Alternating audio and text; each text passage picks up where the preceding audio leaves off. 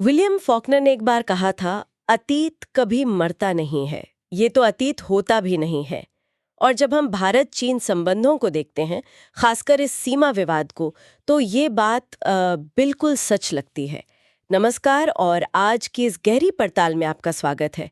आज हम एक ऐसे मुद्दे पर बात करने वाले हैं जिसने दिल्ली में काफ़ी चिंताएं बढ़ा दी हैं, और वो है अरुणाचल प्रदेश पर चीन का लगातार सख्त होता रवैया। हमारे पास आईडीआर में प्रकाशित एक बहुत ही दिलचस्प विश्लेषण है जो एक नई पेंटागन रिपोर्ट और हाल की कुछ घटनाओं के आधार पर इस पूरे मामले की परतें खोलता है। तो आज हमारा मकसद ये समझना है कि जब चीन अरुणाचल प्रदेश को ताइवान की तरह अपना मूल हित यानी कोर इंटरेस्ट कहता है, तो इसका असल मतलब क्या है। क्या ये सिर्फ एक और बयान है या फिर इसके पीछे कोई बड़ी चेतावनी छिपी है। और यहीं पर यह शब्द मूल हित, इसको समझना बहुत जरूरी है। देखिए, चीनी रणनीतिक भाषा में ये कोई आम शब्द नहीं है। जब चीन किसी मुद्दे को मूल हित कहता है तो वो साफ कर रहा होता है कि इस पर कोई समझौता नहीं होगा। ये ऐसे मुद्दे हैं जिनके लिए वो सैन्य कार्रवाई तक कर सकता है। ये उनके राष्ट्रीय कायाकल्प के लिए जरूरी माने जाते हैं।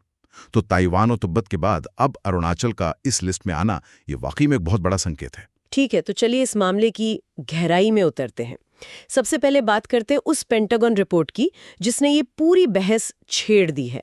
ये रिपोर्ट 24 दिसंबर को अमेरिकी कांग्रेस को सौंपी गई थी। इसमें ऐसा क्या खास है?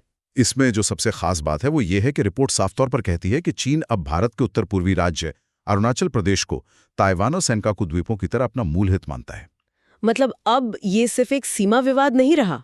नहीं, बिल्कुल नहीं। अब ये उनकी संप्रभुता का एक अटूट हिस्सा बन गया है उनकी नजर में। रिपोर्ट में यहां तक कहा गया है कि इन क्षेत्रों का चीन के साथ एकीकरण उनके राष्ट्रीय कायाकल्प के लिए एक प्राकृतिक आवश्यकता है।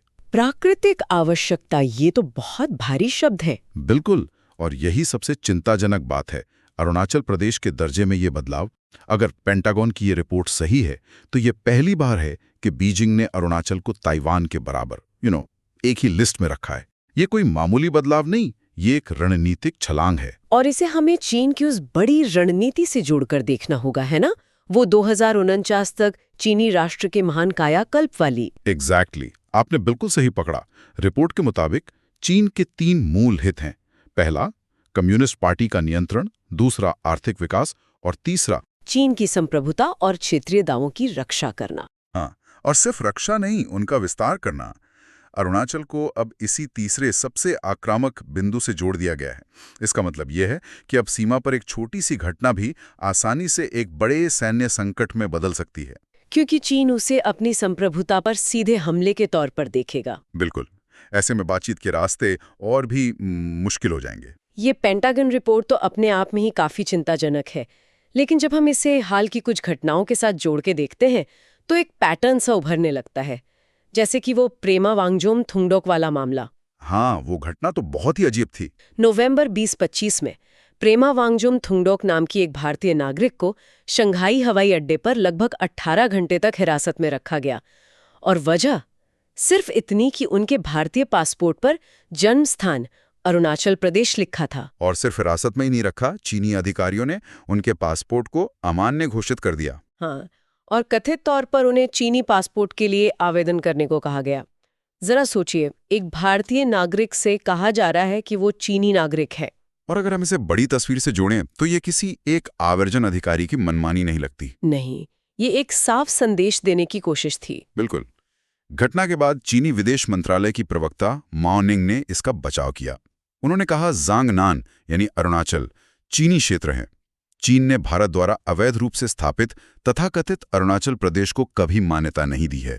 इस बयान ने तो सब कुछ साफ कर दिया कि ये कोई गलती नहीं बल्कि एक सोची समझी नीति थी। वे पासपोर्ट और वीजा के जरिए अपने दावे को मजबूत कर रहे हैं। और ये कोई अकेली घटना भी नहीं थी। एक भारतीय व्लॉगर को भी तो हाँ, उसे भी 15 घंटे तक हिरासत में रखा गया था, सिर्फ इसलिए क्योंकि उसने थोंगडोक के मामले पर एक वीडियो बनाया था। और ये सब हो कब रहा था? जब गलवान के सालों बाद दोनों देशों के रिश्ते स्थिर होने की कोशिश कर रहे थे। भारतीय प्रधानमंत्री ने 7 साल बाद चीन का दौरा किया था। एक तरफ मुलाकातें हो रही हैं और दूसरी तरफ ये सब। पहले ये दोहरापन लगता था, लेकिन अब पेंटागन रिपोर्ट के संदर्भ में देखें तो ये एक सुनियोजित रणनीति का हिस्सा लगता है। ये घटनाएं महज संयोग नहीं थी, ये दिल्ली को ये बताने के लिए उठाए गए कदम थे कि अरुणाचल पर चीन का रुख और भी कठोर होने वाला है। ये बात मुझे सबसे ज्यादा हैरान करती है। आज चीन जिस अरुणाचल पर कोई बात करने को तैयार नहीं, एक जमाना था जब वो उसे लगभग भारत को सौंपने के लिए तैयार था। ये इतना बड़ा बदलाव कैसे आ गया? हाँ, ये इस कहानी का सबसे दिलचस्प मोड़ है। 1950 और 60 के दशक में चीनी प्रधानमंत्री ज़ो एनलाई ने एक पैकेज डील की पेशकश की थी, एक तरह की अदला बदली। प्रस्ताव क्या था? प्रस्ताव ये था कि चीन पूर्वी क्षेत्र यानी अरुणाचल प्रदेश, जिसे तब एनीफा कहते थे, उस पर भारत के नियंत्रण को मान्यता देगा। अगर भारत पश्चिमी क्षेत्र यानी अक्साई चिन पर चीन के दावे को मान लेता है। बिल्कुल। और यहाँ सवाल उठता है कि चीन ने ये प्रस्ताव रखा ही क्यों था? इसकी वजह पूरी तरह से रणनीतिक थी, है ना? हाँ, अक्साई चीन के लिए बहुत ज्यादा जरूरी था। वो उसके 2 अशांत प्रांतों शिनजियांग और तिब्बत को जोड़ता था। ज़ो एनलाई ने नेहरू के साथ बातचीत में एक बहुत ही व्यावहारिक समाधान का सुझाव दिया था। उन्होंने कहा था, जो जिसके पास है वो उसका। विदेश मंत्रालय के पूर्व निदेशक अवतार सिंह भसीन ने अपनी किताब नेहरू तिब्बत इन चाइना में भी इसका जिक्र किया है। उन्होंने लिखा है कि अप्रैल 1960 में दिल्ली में हुई बैठक में ज़ो एनलाई मैकमोहन रेखा पर पुनर्विचार करने और एक समझौते पर पहुंचने के लिए सहमत थे। बदले में उन्होंने बस यही मांगा कि भारत पश्चिमी क्षेत्र मतलब अक्साई चिन पर अपने दावों को छोड़ दे। उनका तर्क साफ था, अक्साई चिन उनके नियंत्रण में है और उनके लिए जरूरी है। अरुणाचल भारत के नियंत्रण में है और भारत के लिए जरूरी है, तो जमीनी हकीकत को मान लिया जाए। सुनने में तो ये एक बहुत ही व्यवहारिक समाधान लगता है, तो फिर प्रधानमंत्री नेहरू ने इसे क्यों ठुकरा दिया? ये एक बहुत बड़ा सवाल है। प्रधानमंत्री नेहरू ने इसे सैद्धांतिक आधार पर अस्वीकार कर दिया। उनका मानना था कि ये अक्साई चिन में चीन के अवैध कब्जे को कानूनी मान्यता देने जैसा होगा। और शायद उस समय के राजनीतिक माहौल में ये मानना मुमकिन भी नहीं था। एक नया आजाद हुआ देश अपनी जमीन कैसे छोड़ देता? शायद, लेकिन कई विश्लेषक इसी अस्वीकृति को 1962 के युद्ध का एक बड़ा कारण मानते हैं। अगर हम उस समय की नरमी और आज की सख्ती के बीच का अंतर देखें तो पूरी कहानी समझ में आ जाती है। जो क्षेत्र कभी सौदेबाजी का हिस्सा था, आज वो मूल हित बन गया है। एग्जैक्टली, जिस पर कोई बात नहीं हो सकती। और सोचना पड़ता है कि अगर भारत ने वो डील मान ली होती तो आज रिश्ते कैसे होते? खैर, ये तो अब सिर्फ सोचने की बात है, लेकिन ये ऐतिहासिक संदर्भ आज की स्थिति को समझने के लिए बहुत जरूरी है। तो ये हमें वापस आज के सबसे बड़े सवाल पर लाता है, चीन अब अपना रुख सख्त क्यों कर रहा है? स्रोत 2 मुख्य संभावनाएं बताता है।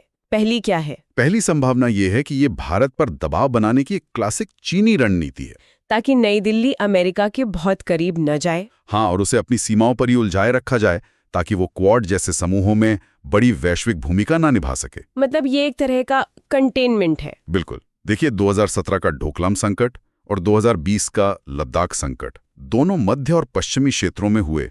उस दौरान पूर्वी क्षेत्र यानी अरुणाचल शांत रहा था। अच्छा। अब पूर्व में एक नया मोर्चा खोलकर चीन भारत पर अपना दबाव कई गुना बढ़ा सकता है। ये भारत के संसाधनों और ध्यान को 3 अलग-अलग मोर्चों पर बांटने की कोशिश हो सकती है। ये तो समझ आता है, लेकिन क्या कोई और वजह भी हो सकती है? हाँ, और वो दूसरी संभावना की ओर ले जाता है, जो कि चीन की अपनी बढ़ती सैन्य क्षमताओं और आत्मविश्वास को दिखाता है। मतलब बीजिंग को शायद लगता है कि वो अब इतना मजबूत है कि लद्दाख और अरुणाचल दोनों मोर्चों पर एक साथ भारत पर दबाव डाल सकता है। बिल्कुल। 1960 के दशक में शायद उसके पास ऐसी क्षमता नहीं थी, इसलिए वो समझौते का रास्ता अपना रहा था।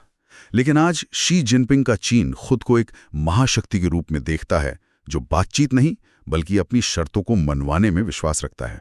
तो वजह चाहे जो भी हो, एक बात तो साफ है। हाँ, जो स्रोत में भी कही गई है, चीन की एक संशोधनवादी शक्ति यानी रिविजनिस्ट पावर के रूप में पहचान, जो अपने शाही अतीत को फिर से हासिल करना चाहती है, वो तब भी थी और आज भी है। बदला है तो बस उसका तरीका और उसकी ताकत। बिल्कुल।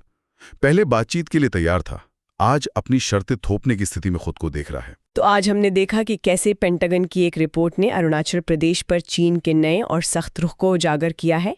हमने हाल की घटनाओं को देखा जो एक सोची समझी रणनीति का हिस्सा लगती हैं, और उस ऐतिहासिक स्वैप डील को भी समझा जिसे भारत ने ठुकरा दिया था। और निष्कर्ष यही है कि अरुणाचल का दर्जा एक बातचीत योग्य क्षेत्र से बदलकर मूल हित हो जाना भारत के प्रति चीन की सोच में एक बहुत बड़ा बदलाव है। इसका सीधा मतलब है कि भविष्य में सीमा पर तनाव कम होने की बजाय और बढ़ेगा। और भारत को इसके लिए हर स्तर पर तैयार रहना होगा, बिल्कुल। कूटनीतिक और सैन्य दोनों स्तरों पर।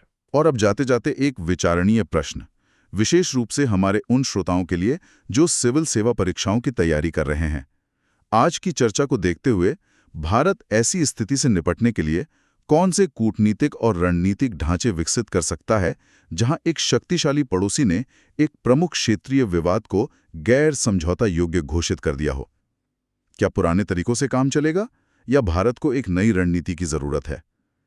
अगर आज की ये गहन चर्चा जानकारीपूर्ण लगी तो कृपया लाइक, सब्सक्राइब करें और अपनी टिप्पणियों में प्रश्न पूछें। हम आपके सवालों का जवाब देने की कोशिश करेंगे। अगली बार फिर मिलेंगे एक नए विषय के साथ।